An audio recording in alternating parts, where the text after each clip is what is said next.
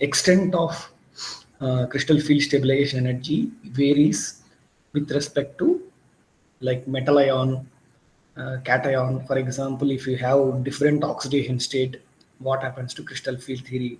So it increases because there is more polarization of the ligand with respect to the ligands. Okay, polarization of metal ion with respect to the ligands, which will make more splitting.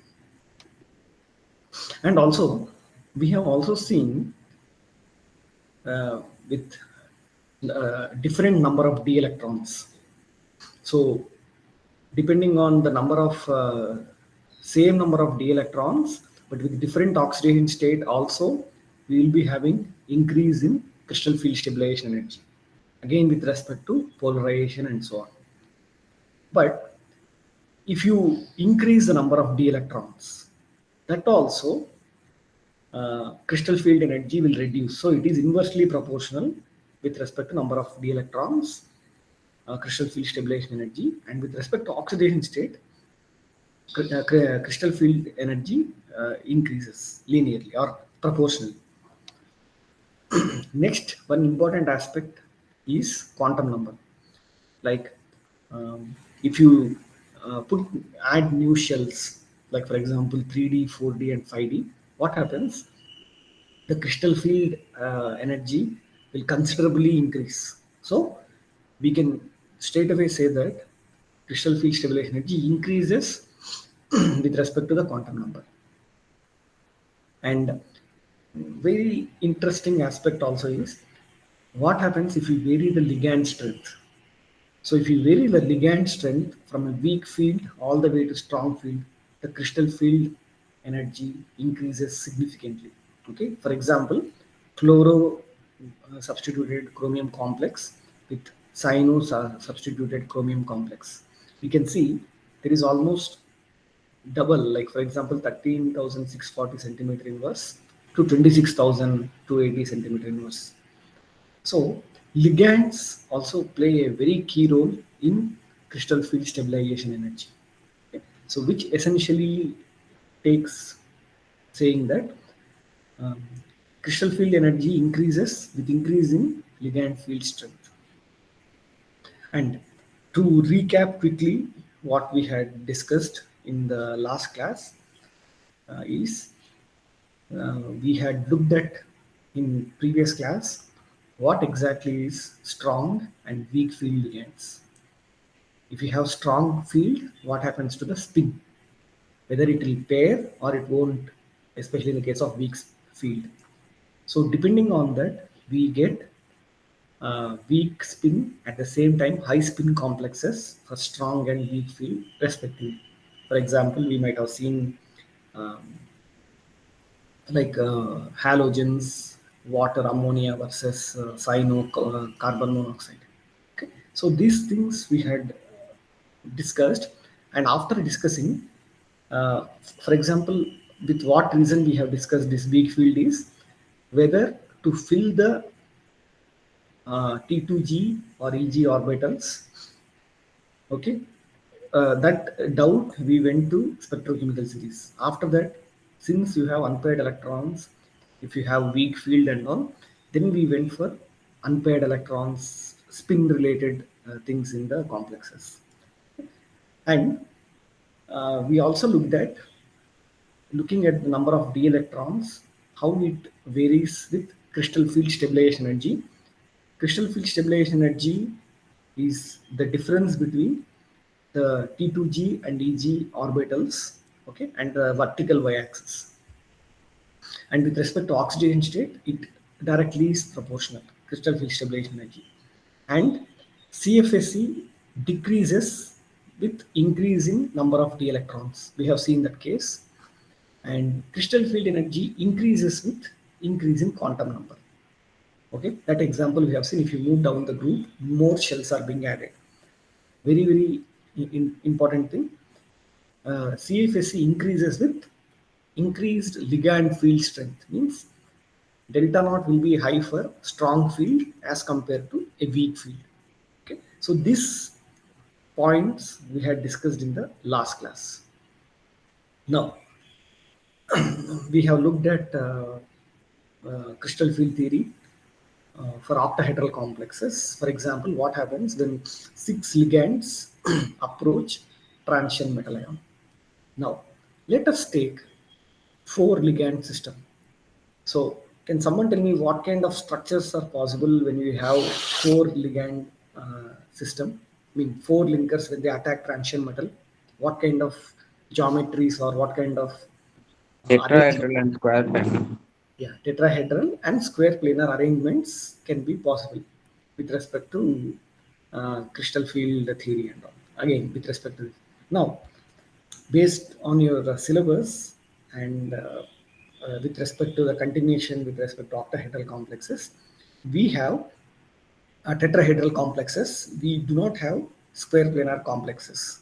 Okay. Now, in that case, let us understand crystal field theory for tetrahedral complexes.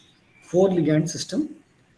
We will tell you why we had tetrahedral over square planar. Okay, it's a very interesting note. You can observe it. Now, if you look at this d orbitals in tetrahedral complexes, what happens to that we'll see. Even when four ligands like this, for example, alternate corners or like that, if you see, they approach the transition metal ion from infinite distance, they are all degenerate. Once the metal ion experiences these ligands, like sphere of influences, okay, so there will be degeneracy will be lifted. But when they are approaching closer, what happens is the arrangement differs as significantly as compared to octahedral complexes. How it will differ, we will just see it very shortly.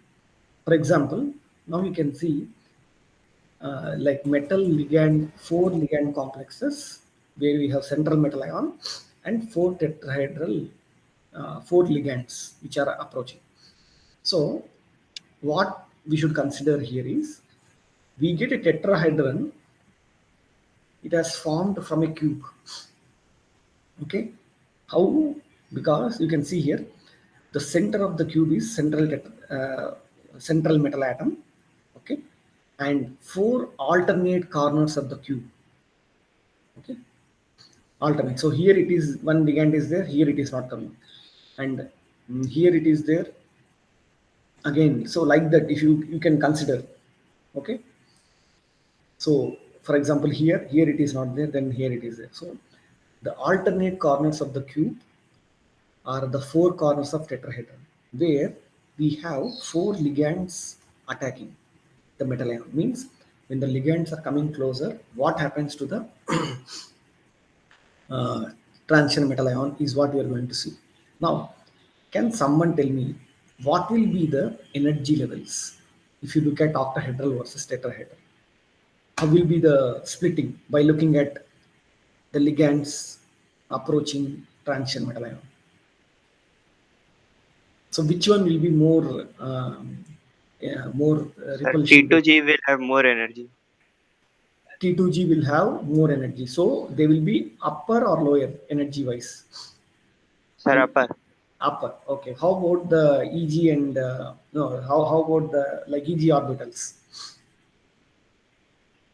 Will Sir, they? EG will be lower. Yes.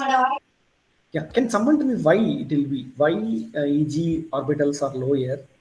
You can explain with respect to axial and non-axial attack of these orbitals. You're right. The answer whoever has told, I mean, is right. But I just want just a why. Just think about it. Yeah. I mean, it's simple. It's straightforward, based Sir, on because the uh, ligands are attacking from the non-axial side, so the yes, repulsion for the non-axial uh, orbitals will be more than the axial orbitals. very good, very good. So the attack of ligands from the non-axial positions. Okay, earlier in the case of octahedral, what happens? We see from top z-axis axial orbitals it used to attack. Okay, in between dx square y square it used to attack, but now it is attacking from non-axial direction. So where in between axis we have dx, y, yz. Okay, so those orbitals will feel more repulsion as compared to the axial orbitals. Okay, due to which those are in lower position and the axial orbitals are in lower energy, non-axial orbitals are in higher energy. Okay, so as simple as that. So you can see this is the energy axis, and this is the degeneracy of the d orbitals. Once the ligands start approaching closer towards the d orbitals, there will be splitting where the axial are down and the non-axial are, for example, eg orbitals are below and the t2g orbitals are above. So the difference is crystal field splitting. Okay, so for examination or for assignments and all, you can follow any of these patterns to draw. Okay, but very important point is, must to draw energy axis should be represented in the a bar and by keeping energy scale. Okay? Otherwise, if you make this up and down, it won't make really difference. So now, um, if you look at tetrahedral field, the crystal field splitting energy of tetrahedral field is smaller than octahedral field. Can someone say why it is lower? Why do you think the crystal field splitting is lower for tetrahedral as compared to octahedral? A simplest case we can give. If you look at the other axis, we used to have dz square at a significant higher rate. And why do you think the crystal field splitting is of tetrahedral complexes are smaller as compared to octahedral? The number of electron differs, no, sir. Number of electrons differs. You mean the number of electrons of transition metal or ligands? Transition metals. Transition metal. Oh no, they're also same, right? Um, it's only in the depending on the oxidation state. There also. But what could be the exact reason? I mean, like Attacking of ligands. Number of attacking ligands varies. attack of the ligand varies. So now, if you combine both of your answers, so what happens is we have simplest answer we can think about is 4 ligands versus 6 ligands, right? If we have only 4 ligands, the energy will be smaller. If you have 6 ligands, your d orbitals many will experience the influence of the ligands, whereas 4 versus 6 is higher number, so energy will be more. So that is the very simplest answer you can think about. Now here, now the explanation of CFT for tetrahedral complexes. So the ligands lying between the axis, when these will pass through the 6 faces of the cube and also to the center of the cube, and due to which the T2 set, they are they are like directly lying in the path of the ligand. Okay, that is the reason they experience greater force of repulsion than the lobes which are oriented in axis. Okay, so that is the reason why this T2G will experience lower energy as compared to the EG set. And the T2G orbitals are the ligands, when they are approaching, they are not really experiencing that much as compared to that of T2G set. That is the reason T2G are increased and EG orbitals are reduced. Okay. Now, that is the reason we get d orbitals will split T2G like reverse, exactly reverse in the case of tetrahedral versus octahedral. Okay, as compared to octahedral. Now, so again, same approach how we can write for octahedral complexes. So energy scale, the d orbitals when they are far with respect to the ligands, infinity states, they are degenerate. Once the ligand are approaching closer, these d orbitals will feel the energy and then the degeneracy is lifted. Still they are degenerate. When the ligands are approaching the sphere of influence or when the transition metal feels the energy variation, that time we see EG and T2G. Very, very important point here. Instead of minus zero point 0.4, here we have minus 0.6 and plus zero point 0.4 delta T. Okay, so even for this case, you can be easily able to calculate what is the CFSE of tetrahedral complexes. If I ask you people to calculate for D4, D3, D2, you should be able to calculate uh, the pairing of the electrons and so on. Okay, since you are already aware of spectrochemical series, it becomes even easier. Now, the difference between T2G and EG set is termed as delta T. Now, in the octahedral complexes, there is no ligand along the axis, and in the tetrahedral complexes, no ligand lies along the axis. That is the reason why we have this exactly reverse condition for tetrahedral versus octahedral complexes. Now, okay, so this is the simplest reason we can think about why the crystal field energy of tetrahedral is lower than octahedral is because 4 ligands versus 6 ligands. That is the reason why crystal field energy of tetrahedral is lower than octahedral. So if you take a ratio 4 is to 6, it will be roughly like a two-third. So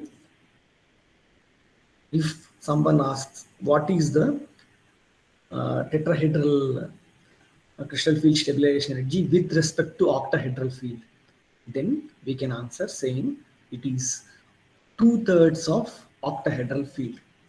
Okay, so delta T is 2 by 3 times delta O. Okay, so that answer will solve out. We can express tetrahedral with respect to octahedral field by using this uh, two-thirds. Yeah, roughly the CFSA will be. And also, few points which you should be considering here is the angle between the e orbitals and the metal and ligand. In this case, especially there are two e orbitals like T2, like e orbitals dx square y square and all. So it will be like roughly 55.4, whereas the T2g orbitals between metal and ligand is one third of whatever tetrahedral angle. So it is 35.16 degree like that. So this is with respect to the geometries, okay, which you can straightforward, we can see the effect of structure and its properties. Okay, so this is an easiest way also to write the d orbitals of exactly the reverse situation for octahedral versus tetrahedral field. Okay, again, do remember the values: minus here, plus here, minus here, plus here.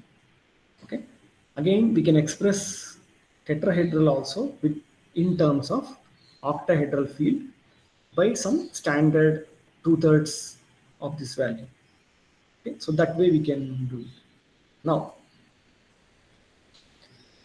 by again solving for crystal field energy for tetrahedral complexes, in order to express them with respect to octahedral complexes, like crystal field energy delta naught, instead of delta T, we may calculate like this. So 0.27 delta naught into number of electrons in the EG set, 0.18 delta naught into number of electrons in the T2G set.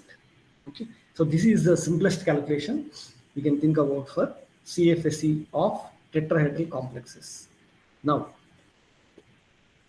I want few of you or like all of you to calculate D4, D6, and D9 for this CFSE of tetrahedral complexes and express them in octahedral delta naught.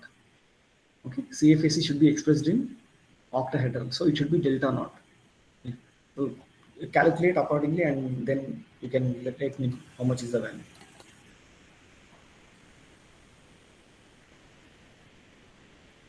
Yeah, for D4, D6, and D9.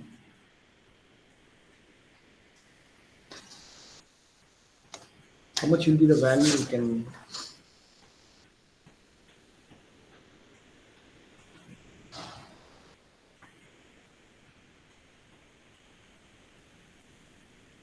Yeah, is the people started calculating, I guess. So first we can start for D4.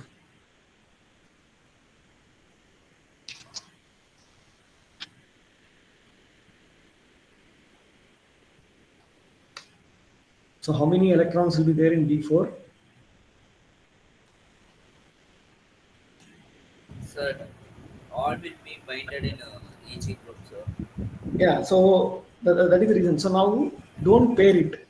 Don't pair it. You can, since I didn't give you any ligand, just keep it as unpaired. All are, so fill in EG and then go to T2G.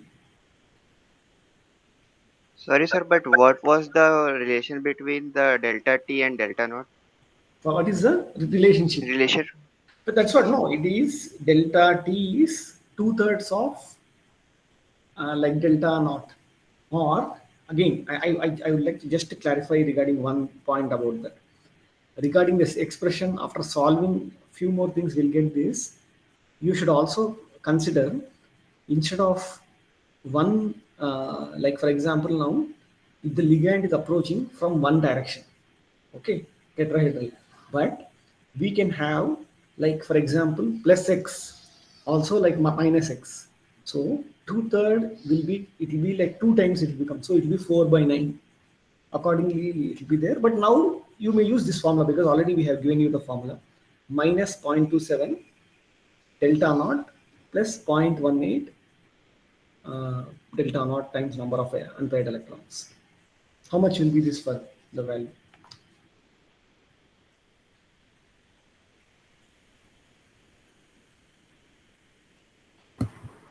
Minus 0.18 delta naught. Yes, yes. So that is minus 1.18, I guess. Yes.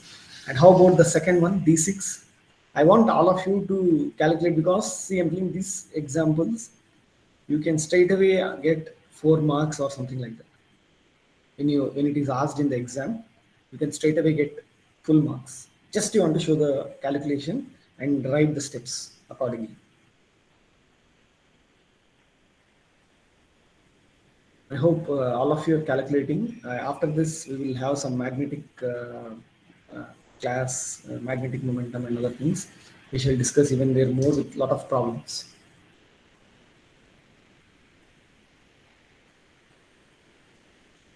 How will be the value for D6 and D9? So some of you can calculate for D9 as well.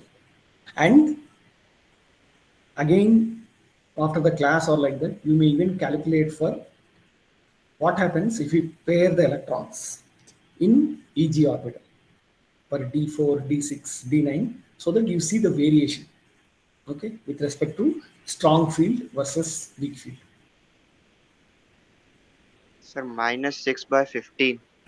Minus 6 by 15 delta naught. 6 by 50. Can you tell the value? What will be the, since first answer was like minus 0.18. So So again, minus 0.27 okay, minus delta naught. 0.27 delta naught. Very, very important. Unit is delta naught. If you want to express this in terms of delta t, minus 0.6 plus zero point 0.4. Okay, delta t means since we are expressing in delta naught, this formula is been adopted. So now last problem, D9 system. Again, I repeat, all of you, please do this because it's a very, very simple. Even if you don't have any book or like that with you in your, just a simple calculation will be helpful. Sir, And D9 will be same as D4. D9 will be same as D4. Yeah. D4. Yes. Yes. Okay. So let's see like minus 0.27, and these are the different values we had got. Now, okay, and again, let us also discuss with respect to high spin complexes. So essentially, don't pair them for a D4 system and so on. Okay. So also, I want you people to think about why tetrahedral complexes are high spin complexes as compared to octahedral complexes. Just give a thought about it. Okay, think about that one point. Now, Sir, because CFSE is lesser than delta naught, and okay, we compare the pairing energy with delta naught, so it will be always less than the pairing energy. okay, it is So less. here Yes, yes, yes, you're right. it But will not pair. yes, yes, yeah. Okay, but anyway, such questions, you just think about it. Anyway, we shall elaborate when we come to that particular topic or when we talk about those aspects. But just always important is to connect for what reason this is more like high spin complexes as compared to octahedral. Yeah. Now, this is what I was talking to you about today. Number of for how to express CFSC with respect to octahedral complexes. Even though we are talking about first filling the EG, then T2G. So D1 we have E1 and no electrons in T2G, and D2 both electrons will be paired. I mean, both electrons will be filled in EG. Then D3, third electron will enter into T2G. Okay, so these are the number of unpaired electrons. Like we have 1, 2, 3, 4, 5. Later, you start pairing. Okay, because the sixth electron means you want to pair here. So accordingly, the pairing reduces, unpaired electrons reduces, and then it goes to completely paired system. Just you want to multiply number of electrons in um, like EG set and T2G set, and finally you get values accordingly. So what we have calculated is D4 and D6 and D9. So we have almost got the same values, and you must have followed the same approach, I suppose. Okay. Now, with this, we are coming to a closure with respect to crystal field theory. Now, can someone tell me, after looking at crystal field theory, what could be, I mean, at least after looking at the salient features of crystal field theory, what are the possible limitations or the demerits of crystal field theory? Anyone in the class? Any, like just one or 2 points, what you are aware of? I mean, that point itself was not up to the mark, or this salient feature is not right, or it could not be like that. Sir, it does not explain the color of the coordination compounds. Color of the coordination complex is okay. I mean, but see, crystal field theory essentially is about energy, and also to some extent, it says depending on number of field strength, what could be the splitting and all, but not so much into colors. Any one important thing with respect to the Sir, think about. CFSE only talks about d orbitals. Okay, yes, d orbitals. So which it won't, in the sense which it won't emphasize more. Yes, sir.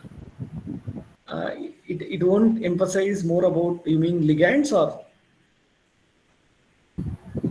Sir, about the cation, metal cation. Yes, no, it talks only about metal cation. That is absolutely right. So when it talks more about cation, one point it is not talking right. Which one that is? What it is not addressing? Interaction between electrons. With respect to ligands, you mean, right? Interaction of electrons of ligands versus Yes, sir. interaction of, yes. Okay, so that is what I think all of you are trying to convey. Yeah, you are right with that. So only takes into account the d electrons. Okay, filling of d orbitals, only that. It is not taken. And yet another important aspect is the bonding. So in the silent features, if you look, what we have told is the bonding between ligand and the metal is 100% ionic. Okay, so even that is a flaw with respect to CFT. So essentially, if you want to convey what are the important limitations, we can consider the metal ions are only like metal ions orbitals are only considered like d orbitals. They really won't bother about other metal orbitals like s, p, or z, or even ligand pi orbitals. So that how the ligands orbitals and d orbitals how they are interacting is not very well justified, and that is beyond the scope of crystal field theory. Again, I think many of you might have got this, especially when we keep iron water complex based on paramagnetism, we can say. But still, why we say some ligands are strong, why we say some ligands are weak, and in between ligands, water, ammonia, OH, why it is the electrochemical series or the spectrochemical series doesn't explain very well. Okay, you might be really wondering. What I told, you remember only iodine and this, and in between water will come. Also, from spectrochemical series, why water appears as a stronger ligand than hydroxide. Okay, so that things is also a limitation. Means that spectrochemical series itself is arrangement with respect to CFT. It just helps us to fill the electron, pair the electron or not. Again, look, if you look at the CFT, the bond between the metal and ligand is purely ionic. Okay, so there is no account of the at least partially covalent nature of metal ligand bonds. Okay, if it is covalent, so what? So we cannot talk about the covalency of these complexes by, I mean, covalency cannot be explained using crystal field theory. Okay, so these are the important limitations of crystal field theory with respect to the salient features. Whatever we have looked at the salient features before coming into this, these are the limitations. Sir, Now, yes, I heard also in yes, octahedral D5 configuration we gave zero value for the CF, yes, the yes. crystal field splitting energy. Hmm. Why we not giving for tetrahedral complex, sir? Same form. Yeah, same formula, but you see the number of filling is because if you look at that formula also, if you use the tetrahedral formula, you might get zero, right? Is it right? Because they're also same thing, right? If you use like minus zero point 0.6 into 3, sorry, into 2 plus zero point 4 into 3. Yeah, even then you will get zero. But what we had discussed in octahedral is explain that with respect to octahedral field. Means explain crystal field theory of tetrahedral complex and keep them in terms of delta naught. That is the reason we have some value for D5, right? For example, Then, I show you that is the reason. sir, then why not in full Yeah, field here configuration? also zero, right? Here also you see it is zero. Oh, sorry, sir. Sorry, Yeah, sir. yeah, here also it is zero. But I'm telling, even if you take d, for example, like delta t, like this, the simplest formula is minus zero point 0.6 into number of electrons plus zero point 0.4 into number of electrons. So minus zero point 0.6 into 2 plus zero point 0.4 into 3. So minus 1.2 plus 1.2. Okay, so essentially what it says is when you have both half filled or like that orbitals, then the energy is zero or it is more stable. Okay, so that level, that way we should understand that. Okay. Okay, sir. Okay, sir. Now, with all these limitations, the crystal field theory, um, like at least, but still, it is a very good qualitative or even a quantitative approach, which talks about the magnitude, also the crystal field, how much is energy splitting, all those points are still effectively addressed using crystal field theory for both tetrahedral and octahedral complexes. Now, what are the important applications of crystal field theory? Okay, so like as we uh, talked about crystal field theory, okay, splitting and all those things, we all the time used to talk.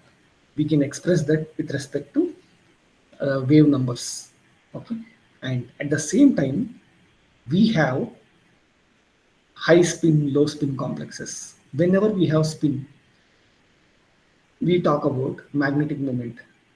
Okay, so what essentially the outcome of CFT or especially applications of transition metal complexes are magnetic moment of various complexes and color of various transition metal complexes. So what in today's class we'll try to address, at least first one we can complete the discussion, and second one if we have time we may elaborate, otherwise we can cover that in the next class. Okay, now let us talk about magnetism introduction or how to calculate magnetic moment for various octahedral complexes. This is for the next half of our class. Okay. Now, can someone elaborate or, for example, give a very general introduction or, for example, what you are aware about magnetism? Magnetism introduction means uh, can we call all materials are magnetic, or is there some are not magnetic like that, or some examples? Anyone? So the force extended by magnets when they extract or repel each other, sir. Okay. Yeah. So, okay, that is fine. That is the force exerted by the magnetic lines of force with respect to some material. So, my question is, do we see all materials are magnetic, or is there some things which they repel the magnetic lines? Any like or Amitoj or anyone can address just, or like what exactly you mean by magnetic materials?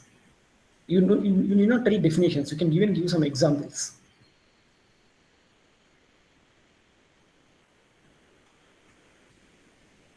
Okay, so let's begin or let us understand magnetism of these complexes uh, with respect to CFT. Okay, where we have had a doubt of pairing, non-pairing. Okay, let us start from there. Now, this is what I was asking. So, if you look at the magnetic properties of coordination complexes, where you have the magnetic force which will be repelled out, or for example moved out of the magnetic field, that all those things are called diamagnetic, which I think many of you are aware, and paramagnetic and ferromagnetic if they are tending towards moving into the field, then it is paramagnetic, and the ferromagnetic you have more the extent of magnetic moment is larger for ferromagnetic systems. Anyone give examples of diamagnetic, paramagnetic compounds and ferromagnetic materials? Satvika, can you Carbon, give? sir. Yeah, 1 minute, 1 minute. Yeah, it's fine, Rakesh. Yeah. So, Satvika, are you around?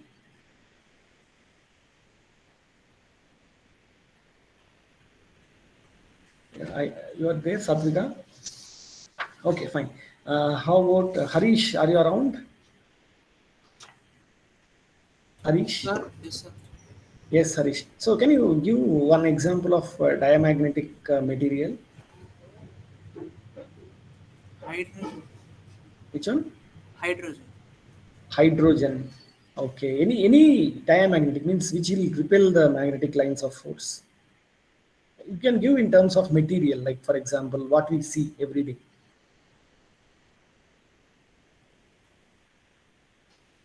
Yeah, that's fine. Like Tarun, we will. I'll ask all of you. Don't worry. Yeah.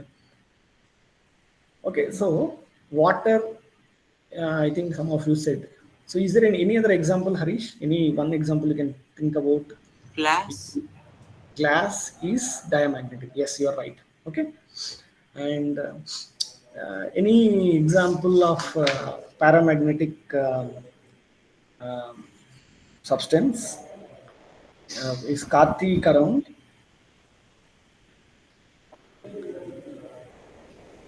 Karthik.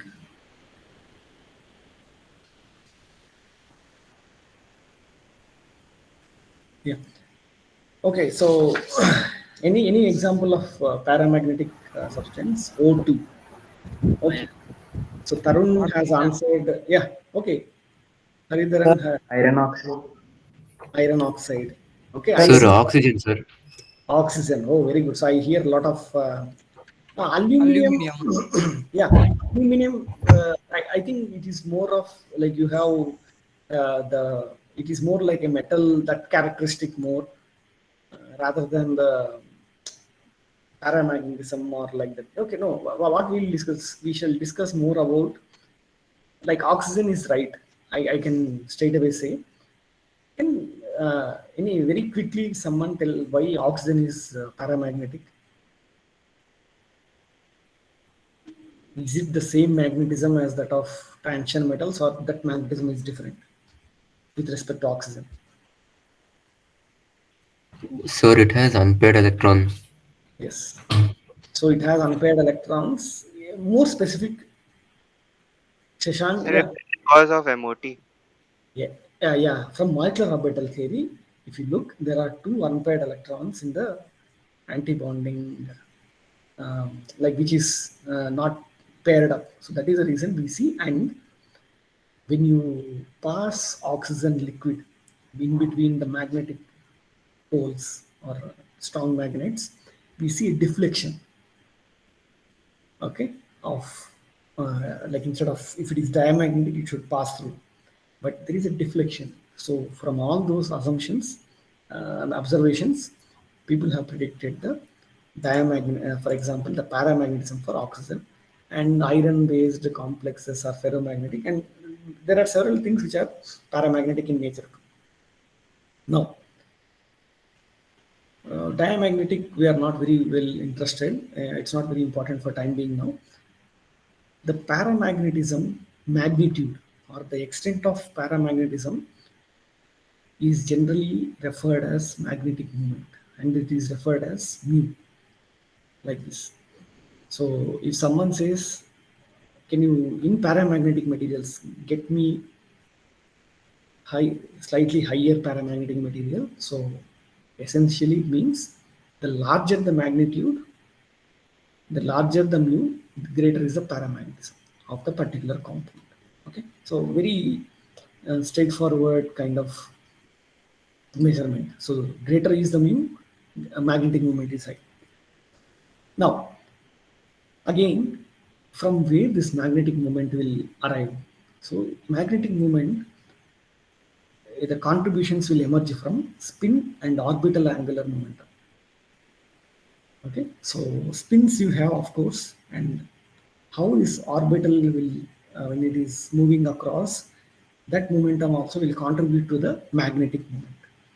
Now, can someone, I think many of you already know the formula of uh, magnetic moment if you have unpaired electrons. Can someone tell me what is the magnetic moment calculation formula? Under root n into n plus 1. N into n plus 2. 2. Yeah, under root n into n plus 2. N being number of, Unpaired electrons. Unpaired electrons. n is number of unpaired electrons. Okay, so the spin only magnetic moment with respect to unpaired electrons, or spin only magnetic moment or effective magnetic moment is root of n into n plus 2, or even 2 times root of s into s plus 1. Okay, s being number of spins, total spins are like that. I will tell you how to do this. Yes, and the units of, and you may use this formula. It will be more straightforward. Number of unpaired electrons. Bohr magnetrons is the unit of effective nuclear charge. Now, okay, the important points from this is we have spin and orbital angular momentum contributing to the magnetic moment, and the magnetic moment high means the effect, the mu value will be larger. Okay, so that way we should connect, and the formula for calculating magnetic moment is root of n times n plus 2. Okay, now let us go back to what we were discussing with respect to a CFT. So we had this case study. Instead of Fe2 plus, let us take Fe3 plus. So remove one more electron from D. So it is 5 electrons. Whether to pair them or not pair them, it depends on the ligand field strength. For example, if it is weak field, then make it high spin. If it is strong field, pair them. So low spin. So accordingly, the crystal field energy will vary. Okay, so this is what we had already discussed in crystal field theory for octahedral complexes, or in general for anything. Yeah. So that way we can have this case. Again, for D4, D5, D6, D7, we can have case to case whether it is low spin or high spin. If the ligand is weak, make it high spin. If the ligand is strong, pair it, make it low spin. This is what we have learned. Why we want to learn magnetism in transition metal complexes? You have a lot of unpaired electrons. So these electrons and the orbital angular momentum will contribute to the magnetic moment of the particular composites. Okay. Again, for D1, D10, we cannot have any special cases. For example, D4 to D7, we have peculiar cases like this, whether to pair or not pair.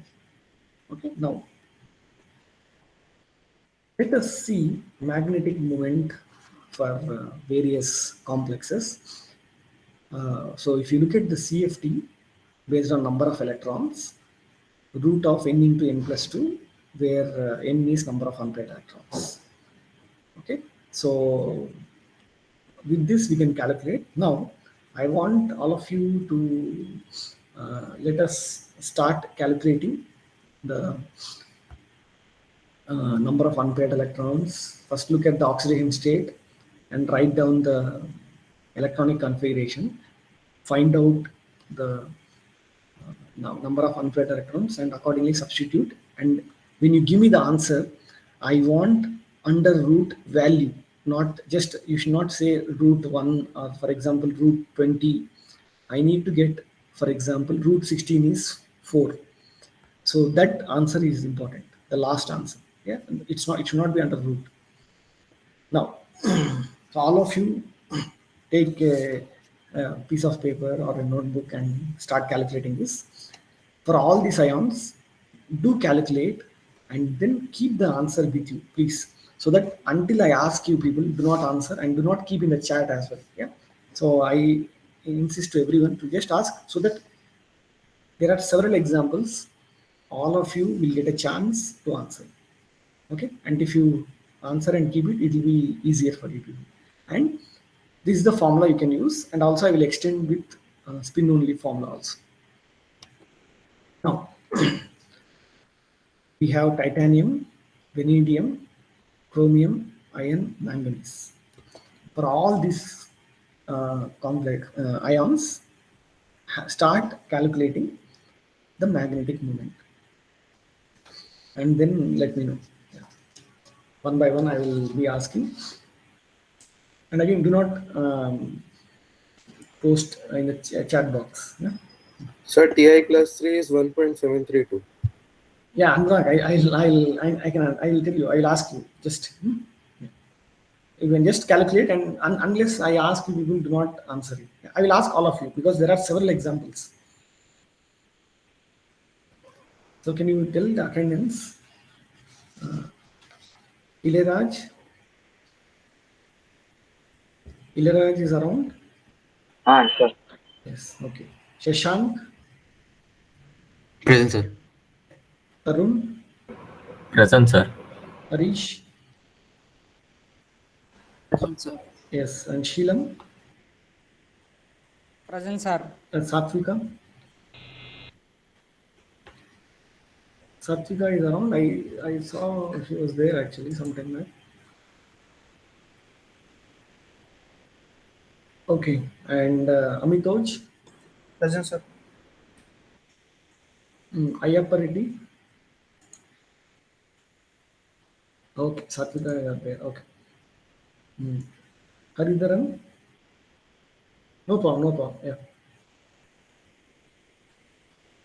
Haridharan is around. Roll number 10. Sir, present, sir. Hiridharan, sir, that is. Yeah, Haridharan. Okay, okay. So you are coming for first time, Haridharan? Yes, sir. First class. Okay, okay, fine, fine. Probably after the class, you may just call me once. Yeah. Okay. And Okay, sir. yeah, and Ramachandra, Haridharan, Ramchandra. Present, sir. Ramchandra present. Yes, yes. Okay. Anurag Present, sir. and Shubh Verma, Present, sir. Karthik, Present, sir. Charles, Present, sir. Hariharan. Present, sir. Okay, Surya. Present, sir. Okay, and Sai Kumar. Present, sir. Rakesh, yeah, Rakesh already I think is there. I think. Okay. Okay, so I hope all of you started to calculate the values accordingly. And Sheelam, did you calculate?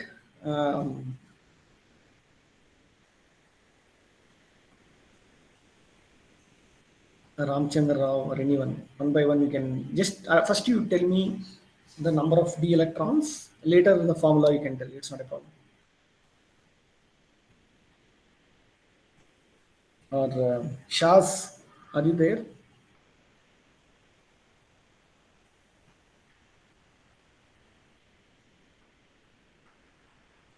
Yes, sir. Yes. So Shaz, for vanadium, can you tell me the configuration? First, you can tell me for vanadium, then you remove 3 electrons from that.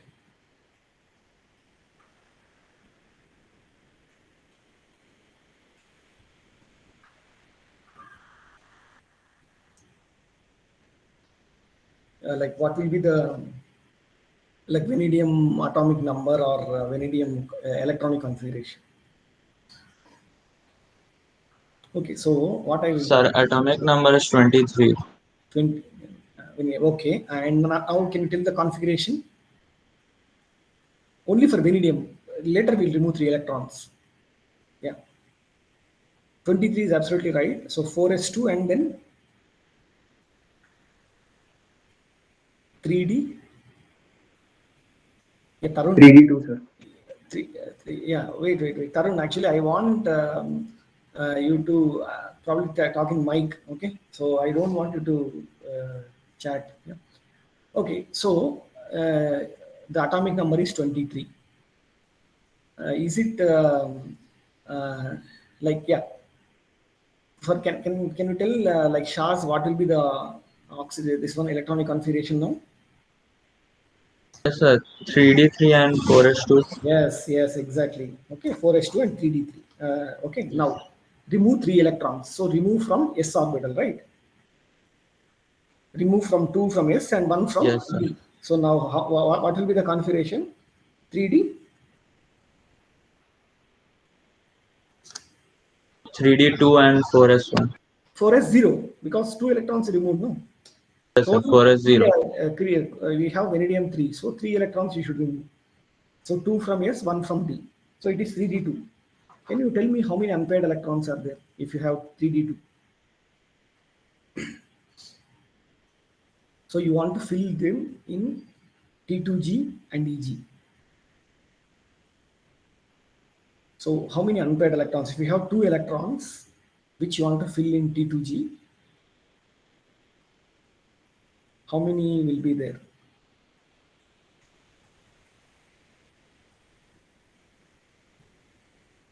I don't know whether you are drawing the, like for example, T2G, EG or like that, but just if you have 2 electrons, Sir, 2. Sir, yes, 2. 2 will be unpaired electrons. So the value of N is 2. The magnetic moment calculation, you know the formula, right?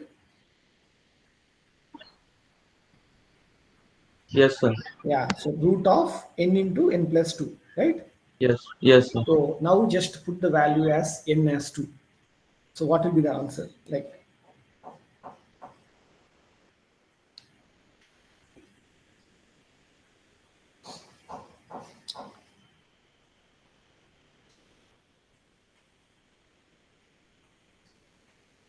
Sir, 2.84. yes, so root of 8, 2.84. Is it right? So that is the magnetic moment. Can you tell me the units? BM, sir.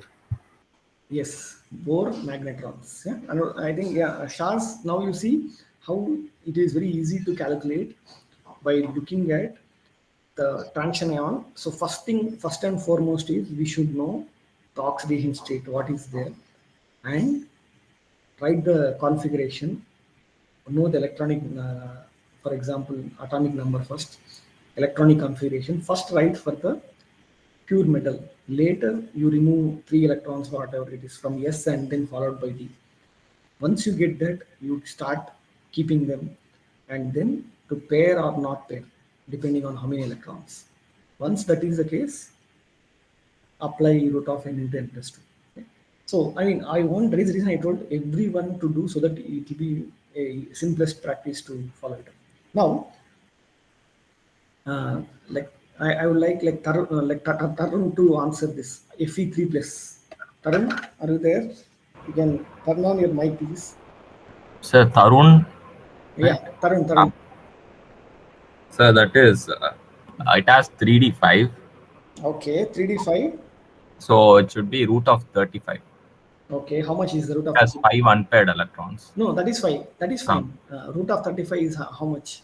it's a 5.91. Yes, 5. Close to, yeah, 6. But what is the Yes, unit? sorry, sir, yes, sir. Unit. Uh, Unit is, See, 5 point uh, something. Uh, yes, sir. 5.9 or 5.8. After that, there is something, right? That is Bohr magnetrons. More, yes, sir, sir. More. Okay. Okay. So, I mean, that's why I want everyone to practice. I think, I don't know, like even Satvika's mic was not working, I guess. But I want everyone to do practice for all this. And what about manganese 3? Surya, can you Sir, answer?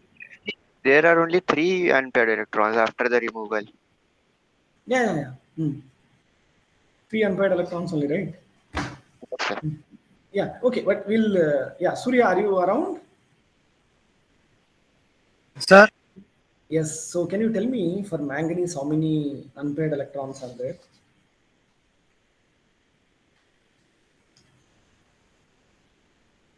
sir, For manganese, how many unpaired electrons are there?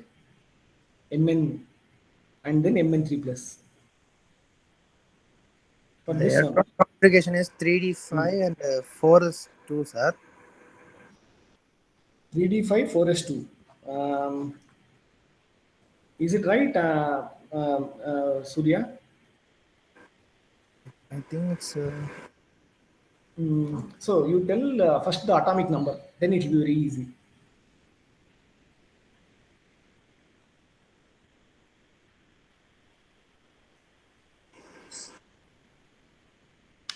sir. Yes. Tell me. 25, sir. 25. Yeah, you tell me. I mean, there is that's what I told you. There is some um, yeah.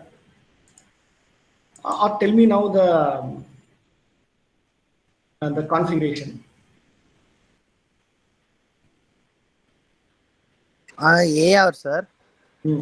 Or That is okay. That no need. You tell me the outermost. I don't want, for example, yeah, 25. That is fine. But you just tell me with respect to.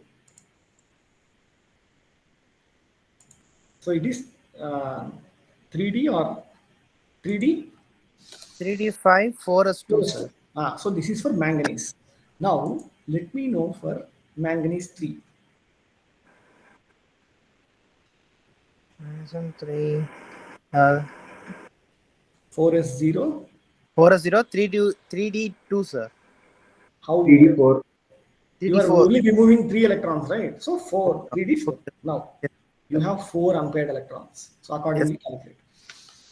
What is the like magnetic moment of that? One sir. Root of n into n plus 2. That formula.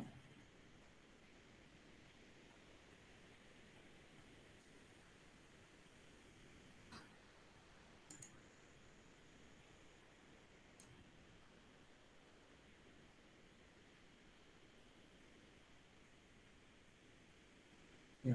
Can you tell the value nearly? 4.89, sir. Okay, fine. Yeah. So it is root 24. I think accordingly you can get, but tell me the final value. And again, it should be unit Bohr magnetron. Yeah, that is must. Okay.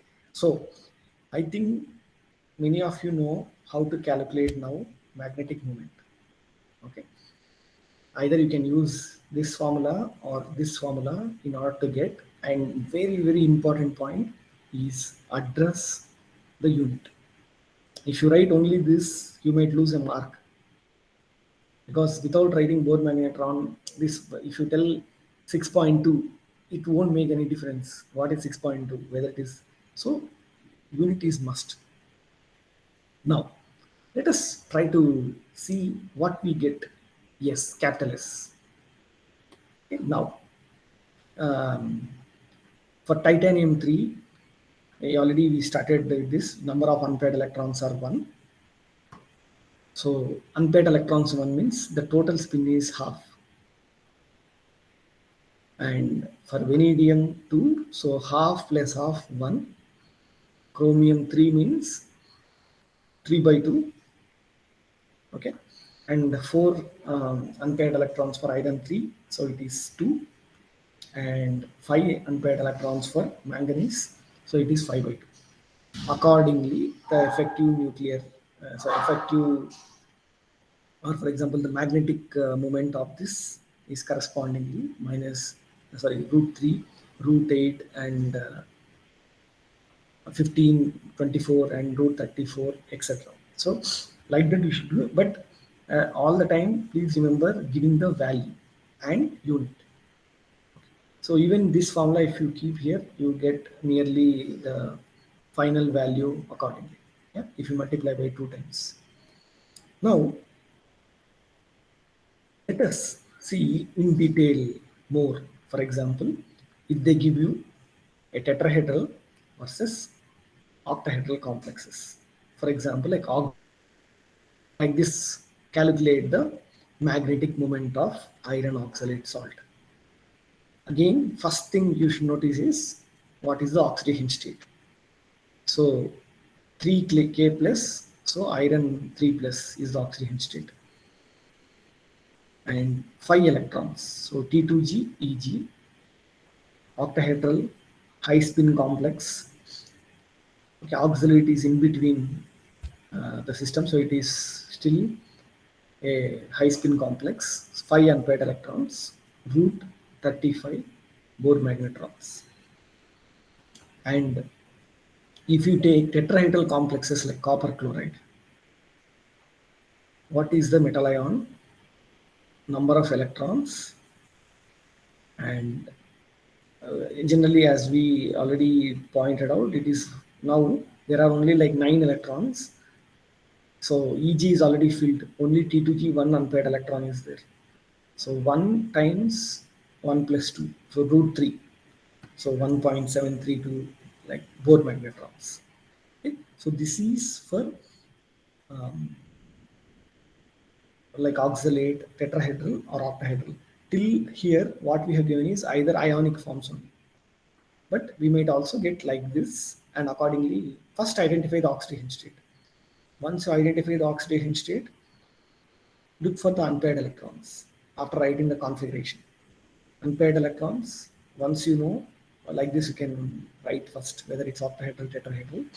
Accordingly, write unpaired electrons and then calculate the magnetic moment. Yeah? This applies for all.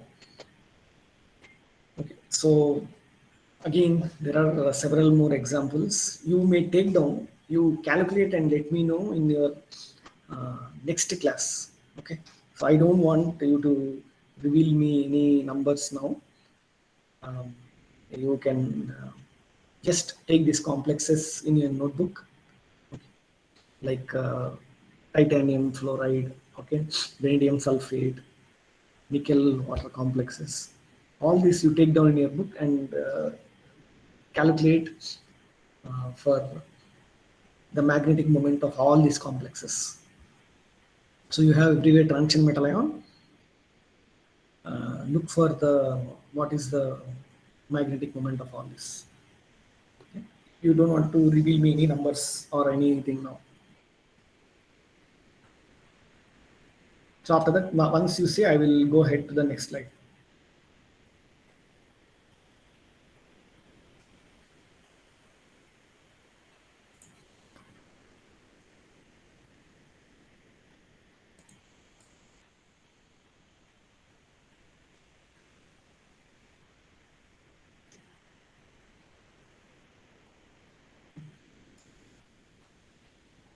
Okay, can we go to the next slide? Yes, sir. Okay, so what I will do now, I will just stop the presentation and then I will go to the next one. Yeah.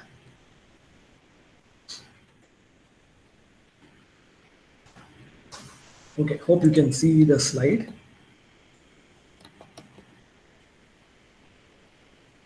Yes, sir. Now, in this case also, we have given the ion. I think the print is not very good because it's some scanned from some book given by someone. But the important point, what I would like to make here is the ion, transition metal ion, the valence shell configuration for titanium 3 from whatever ion you took, and what is the hybridization shape, and what is calculated if you calculate by using root of n into n plus 2, and what is observed experimentally by calculating magnetic moment. You see how very good close match. You calculate with a pen and paper, this is the value 1.73, and what is observed is 1.7. How accurate those the values are there. You can highlight the importance of this formula.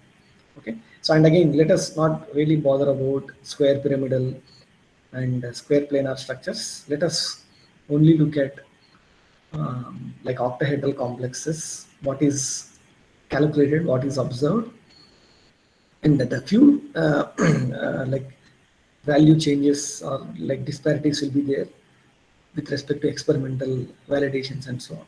Okay? But in any case, you see for zinc complex, I think that you might have taken down the last sample, zinc amine complexes. So zinc, it is D10 and S2.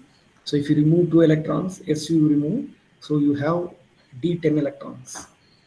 So all the electrons are paired, so it is 0.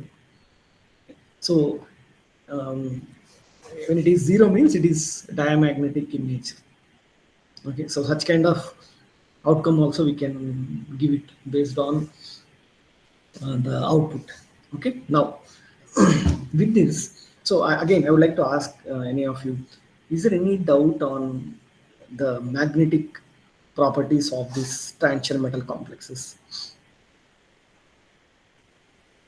Any clarifications or any doubts with respect to the magnetic movement or spin only or calculation and so on? Again, we have extended the CFT with respect to magnetic movement of transition metal compounds. We didn't disclose anywhere the extent of paramagnetism or like that. We are only giving a magnitude, showing a value for that.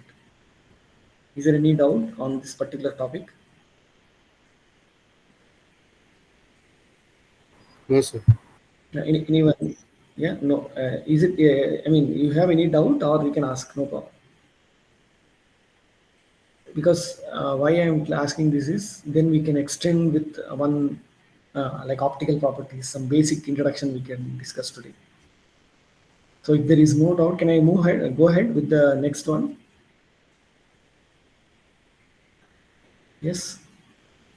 So like Tarun, Shaz, Surya, anyone? Any doubts? No, sir. No, right? Okay. No, sir. Okay, fine. Yeah, I mean, when I'm particularly pointing out few No, sir. people, the thing is, I can see their names in my Google Hangout because I can only see 4 names here, 4 or 5 names. It doesn't mean that I'm not asking others and like that. Uh, I can only see these people. Otherwise, I want to hold my attendance sheet and answer accordingly. Yeah? Okay, now let us talk about today the color of transition metal complexes. So I don't know whether you are aware during the crystal field theory introduction class or before that, I showed some different colors solutions. Okay, so the different colored solution is one of the important aspects of transition metal complexes.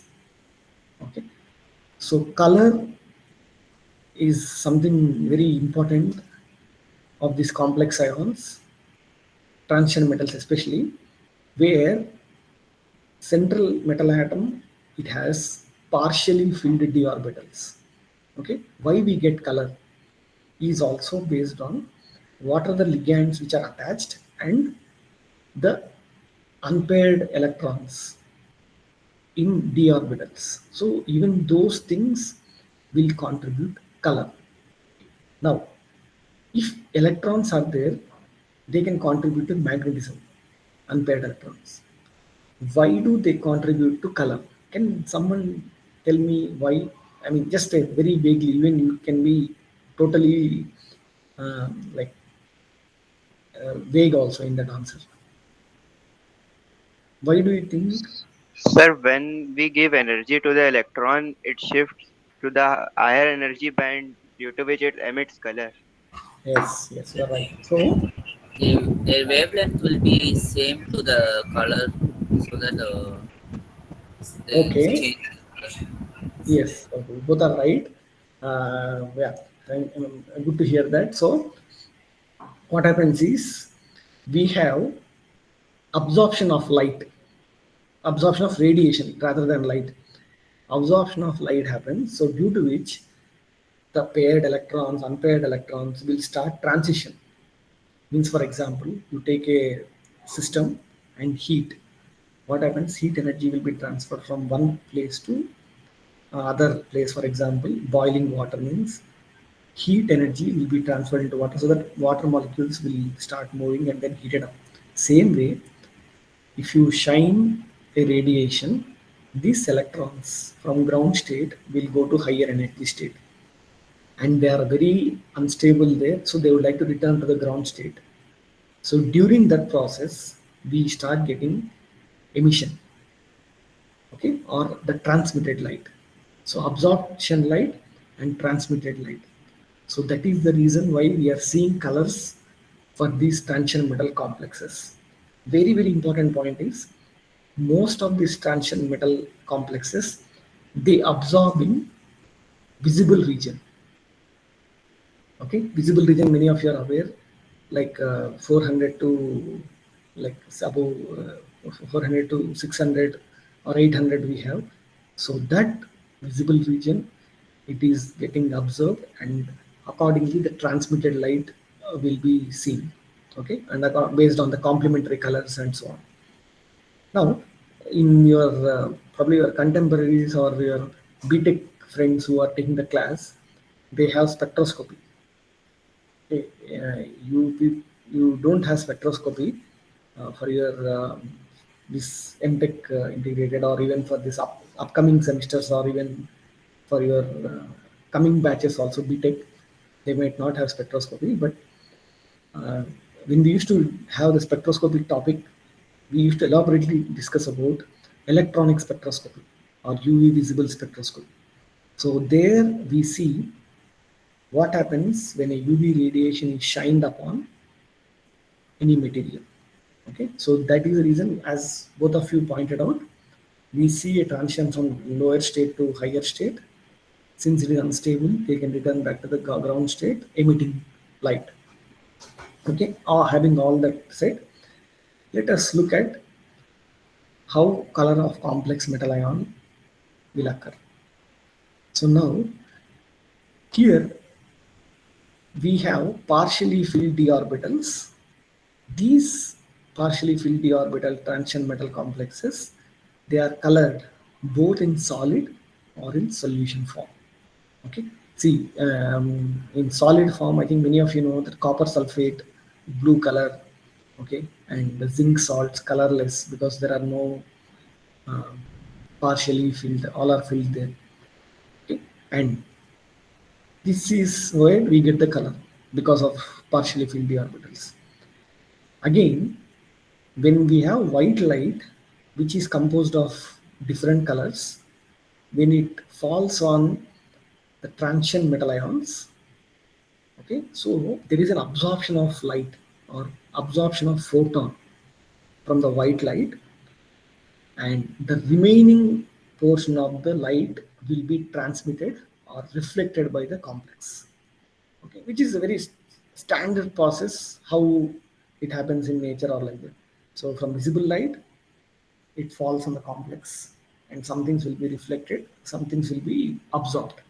Okay, for example, if you shine 100 photons of incident light, some 20-30 photons will be absorbed within the system, and 60 will be out, and in between some photons will be gone as like heat losses and other things. Oh, that way you should think about like how much we supply the energy, and how it is transmitting, and where it is being reflected and so on. Now, I think many of you are already aware of like complementary colors and so on. So after white light is absorbed, the transmitted light is also reflected. Then the transmitted light, whatever you are seeing, okay, is the complementary color of absorbed light. So I'm pretty sure many of you know what is complementary colors. I will give you an example so that it becomes more easier. Okay? And I want everyone should be just have a understanding about rather than telling violet, um, like Vidgaya, all those things, just link that to wavelength. Like for example, like region of like red is 600 to nanometers, and yellow is 550 nanometers, blue is 440 to 480. Okay, that if you link to wave numbers, then it is very interesting. Okay, so we have how to calculate the complex optical or energy we can calculate based on this. Now, we have hydrated copper ion. Okay, like you have copper sulfate, but we have hydrated copper ion. So it absorbs yellow radiation, but it transmits blue radiation. So that is the reason why we see blue color. But if you take that and if you put under the UV visible spectroscopy or like that, we see a band corresponding to yellow radiation. So it absorbs yellow, but it emits blue. Again, Anhydrous means no water molecules linked cobalt. It absorbs red color, okay, and it appears blue green. So it will absorb in 600 nanometers, but it will be appearing green in color. Okay, so same way, if you start hydrating it, like putting more and more water molecules, cobalt absorbs blue green and it appears red just by linking water molecules. Here, no water molecules. Here, you have water molecules. So, you see the complementary colors. What is absorbed? What is absorption of light means when you are shining the light, how much are being taken away? And what we look at it, that is the complementary color of what is being absorbed. Now, I mean, probably I don't know. Today we had really talked about three such topics. I mean, like this is the third topic. I would like to this part I will repeat in our next class with respect to few more examples. But what I would like to convey is, since we talk about spins, uh, like have an understanding with respect to that how the transition happens and all. That is the reason I would like to somehow address these things today. And in the next class I shall give you some spectral details, how to calculate and all. Yeah, I know that today we had really discussed some uh, CFT crystal field theory for tetrahedral and magnetism calculation, okay, and crystal field theory with respect to octahedral field calculations. I know it's a huge dose of things which you want to learn or something like that, but again I will walk through all these, for example, optical properties more in our next class so that it will be fresh. Okay, now let us discuss for probably I will leave you by like 5 minutes before or like that if you don't have any doubts, like 9:30 or like that we can discuss, but like before that let us go through few more details. Now the color of absorbed light, it depends on how the central metal ion is present. For example, you can see this titanium aqua complex, okay, where the oxygen state of titanium is 3. So you can see that's canadium, titanium, so 4s2 and 3d2. So if you remove 3 electrons, 1 unpaired electron will be there. Okay, so this titanium 3 plus, it absorbs radiation of green color, but it looks purple. Okay, so just I want you to really appreciate this, because titanium, you have only 1 electron in the system, so it absorbs green color. It absorbs means around 500 something, it will take the light, but it looks, the transmitted light is purple. Okay, how? So this is what I would like to convey to all of you with respect to the complementary colors, especially for transition metal complexes. So these are colors of various absorbed and transmitted radiations. Okay, these are given in angstroms. So we can have absorption of light in violet region. The transmitted light is yellow green. Blue means yellow. And green blue, orange, blue green, and you see the wavelength. That is the reason I told you, just link these two. Okay, if you only remember green and all, it might not be really appreciated, but you want to only split the wavelengths based on green, yellow, red, orange, and so on, so that you are aware of the wavelengths. Okay, so for example, blue green, the complementary color is red. So what is observed, what is seen, like transmitted light, absorbed radiation, and what is transmitted. And you know that like wavelength is increasing from 4000 to 7500. Okay, so frequency is reducing as they're inversely proportional, and energy also is decreasing. So violet will have more energy as compared to red. Okay, because the wavelength is more for red, the energy of red radiation is lower as compared to violet. So accordingly, look for the complementary color. So this is the transition metal ion absorption. Means if you take what I think some of you told, the like electron goes from ground state to higher state. That absorption is this. Okay, once it goes to higher state, it is unstable, it returns back. So that is this state. Okay, so what we see is this. What is observed? Observed means I'm not telling about vision. I'm telling how much of radiation is being absorbed. Okay, that is here. So this is all about titanium complexes. Probably I think this is last slide. I think today we can discuss is the color of the absorbed light. It also depends on the ligands. Okay, it is not only transition metal ion. Again, look at this as outcome of crystal field theory.